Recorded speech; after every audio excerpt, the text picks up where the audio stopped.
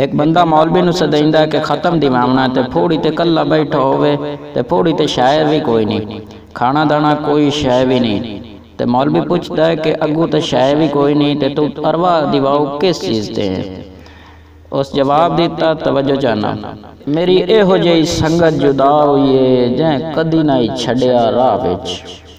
میری ایہو جئی سنگت جدا ہوئیے جے کدی نہ چھڈیا راہ وچ، کیڈی چا سئی قاسم جند مکدی دوویں ہوندے ہک خانگاہ وچ، کیڈی چا سئی قاسم جند مکدی دوویں ہوندے ہک خانگاہ وچ، او میرا وسدا چمن ویران ہویا ہے، میرا وسدا چمن ویران ہویا ہے، کی کرنا میں سنجوائے جو میتھے ہور تترکا بچے ہی کچھ نہیں، وہ میرے سا بخشو ارواح وچ۔ تمام دوستوں سے گزارش ہے کہ میرے چینل کو سبسکرائب کریں اینڈ اردو اینڈ پنجابی شاعری کو سننے کے لیے میری ویڈیوز کو لائک کریں۔ شکریہ۔